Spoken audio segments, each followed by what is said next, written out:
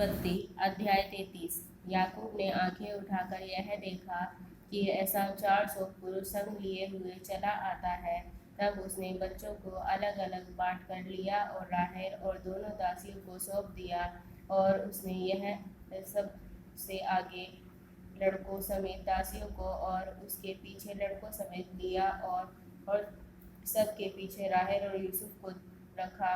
और आप उन सब के आगे बढ़ा और 7 बार भूमि पर गिर के दंडवत की और अपने भाई के पास पहुंचा। तब एसाव उससे भेंट करने को दौड़ा और उसको हृदय से लगाकर गले से लिपट कर चूमा। फिर वे दोनों रो पड़े। तब उसने आंखें उठाकर स्त्रियों और बच्चों को देखा और पूछा, ये जो तेरे साथ हैं वे कौन हैं? उसने कहा, ये तेरे दास के लड़के हैं जिन्हें परमेश्वर ने अनुग्रह करके मुझको दिया है। तब लड़कों समेत दासियों ने निकट आकर दंडवत किया। फिर लड़कों समेत लिया निकट आई और उन्होंने भी दंडवत किया। अंत में यूसुफ और राहेल ने भी निकट आकर दंडवत किया। तब उसने पूछा, तेरा यह बड़ा दल जो मुझको मिला उसका क्या प्रयोजन है? उसने कहा, यह है कि मेरे प्रभु की अनुग्रह की दृष्टि मुझ पर हो।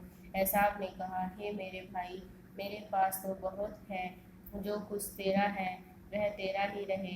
याकूब ने कहा, नहीं नहीं, यदि तेरा अनुग्रह मुझ पर हो तो मेरी भेंट ग्रहण कर, क्योंकि मैंने तेरा दर्शन पाकर मानो परमेश्वर का दर्शन पाया है और तू मुझसे प्रसन्न हुआ है। इसलिए यह भेंट जो तुझे भेजी गई है ग्रहण कर, क्योंकि परमेश्वर ने मुझ पर अनुग्रह किया है और मेरे पास बहुत है। जब उसने उससे बहुत आग्रह किया तब उसने भेंट को ग्रहण किया। फिर एसाव ने कहा, आ हम बढ़ चलें और मैं तेरे आगे आगे चलूँगा। याकूब ने कहा, हे मेरे प्रभु, तू जानता ही है कि मेरे साथ सुकुमार लड़के और दूध देने हारे भेड़ बकरियां और गायें हैं। यदि ऐसे पशु एक दिन से भी अधिक हाके जाएं तो सब के सब मर जाएंगे। इसलिए मेरा प्रभु अपने दास के आगे बढ़ जाए और मैं इन पशुओं की गति के अनुसार जो मेरे आगे हैं और बच्चों की गति के अनुसार धीरे धीरे चलकर सेईर में अपने प्रभु के पास पहुंचूंगा। एसाव ने कहा, तो अपने साथियों में से मैं एक तेरे साथ छोड़ जाऊं? उसने कहा, यह क्यों? इतना ही बहुत है कि मेरे प्रभु के अनुग्रह की दृष्टि मुझ पर बनी रहे। तब एसाव ने उसी दिन सेईर जाने को अपना मार्ग लिया, परंतु याकूब वहीं से निकलकर सुक्कोत को गया और वहां अपने लिए एक घर और पशुओं के लिए झोंपड़े बनाए। इस कारण उस स्थान का नाम सुक्कोत पड़ा।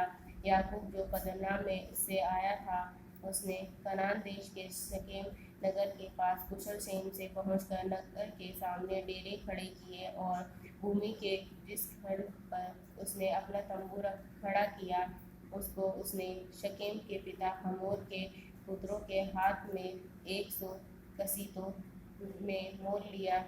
वहाँ उसने एक वेदी बनाकर उसका नाम एल एलोहे इज़राइल रखा।